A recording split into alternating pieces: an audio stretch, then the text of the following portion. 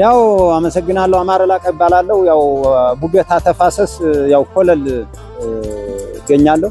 እሺ ስንዴ በበሬ ነበር በመታበራው አሁን ደግሞ በማሽን ወጣች ነው። ልዩነቱን ሲነገረን ከጉልበት አኳያ ካተካለው ነው።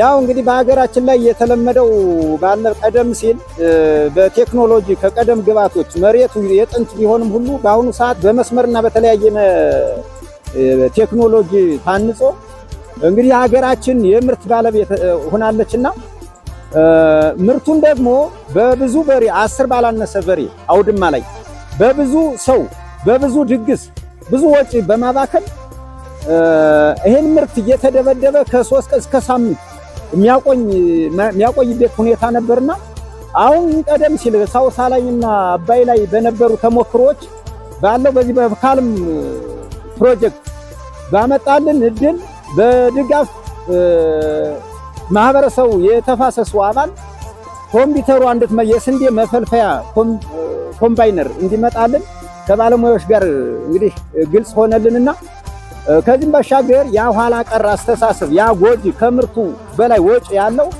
ወደ ኋላ ታዝን በአንድ ቀን ያ ምርት ሳምንት በሚያቆየው በብዙ በሬ የሚለፋበት የነበረ ዛሬ ግን እስከ 40 እስከ 50 የ3 የ4 ሰው ምርት ፈጽሞ ይውላል ተብሎ ስለታሰበ እንግዲህ ፕሮጀክት አመጣልናልና እና በጣም ጎጂ እንደነበረ የባለፈው አክሳሪ እንደነበረ አሁን ግን በዚህ ቴክኖሎጂ ተጠቅመን እኛ በበለጠ ውጤታማ ሆነን ጉልበትን ይቀንሳል ብዬ ነው ማስበው።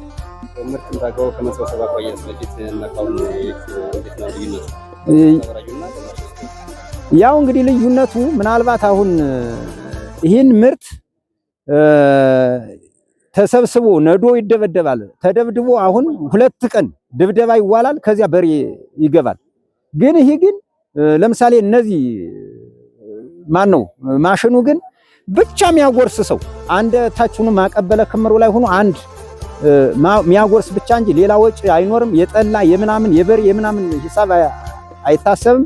ስለዚህ ገንቢና ገንቢ የተለያየ ቢመሰገን እንግዲህ አድራጎት ነው የተፈጠረልን እና በጣም ነው እንግዲህ የከብት መኖ ባለፈ አሁን ብዙም ለከብቶች ምቹ ሁኔታ አይደለም። ይሄ ግን ካተላ ጋር እየተቦረቦረ ማለት ነው።